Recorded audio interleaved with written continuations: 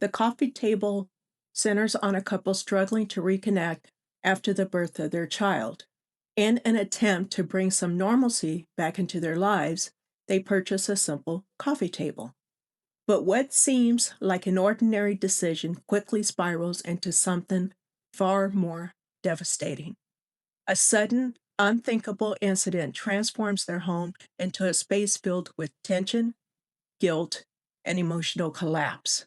Confined almost entirely within one apartment, the film slowly tightens its grip, forcing its characters and us, the audience, to sit with the weight of what has happened. What unfolds is a deeply uncomfortable look at grief, denial, and the fragile ways people try to cope when faced with something irreversible.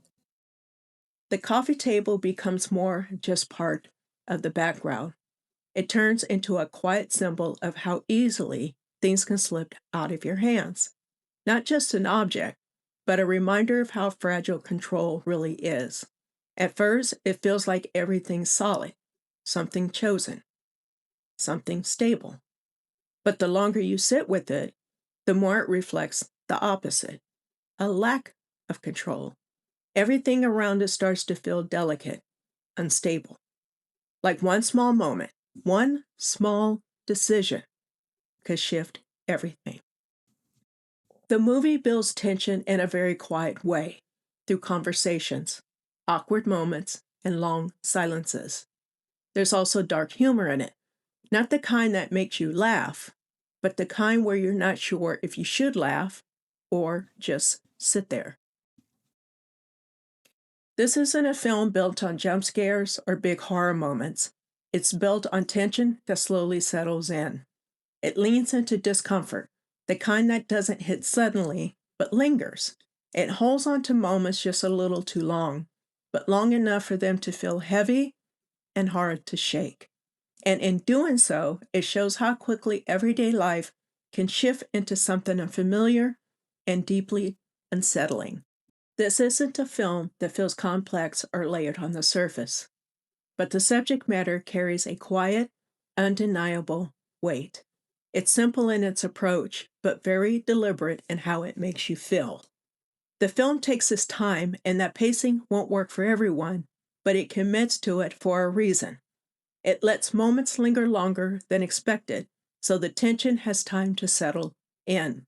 There's no need to rush past the discomfort. You're meant to sit in it, just like the characters.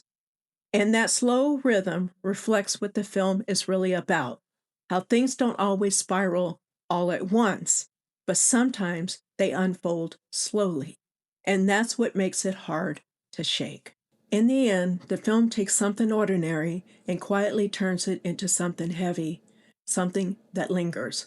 It doesn't rely on big moments, it relies on how it makes you feel and how that feeling doesn't let go. I hope you enjoyed this review of The Coffee Table. If you haven't done so already, please subscribe to my channel, my page, my account, and please like the video if you did. As I always like, I was going to say, as I always like to say, but what I want to say is that if you have a movie, a horror movie, a psychological film, rather, that you would like for me to review, please email me at nikki@thesicilianscholars.com. N as in Nancy, IKKI at thesicilianscholars.com. Or you can leave a message in the comment, however you would like to do it, but I do look for suggestions. And until next time, I wish everyone a good morning, a good afternoon, or a good evening. It all depends on where you are. Ciao!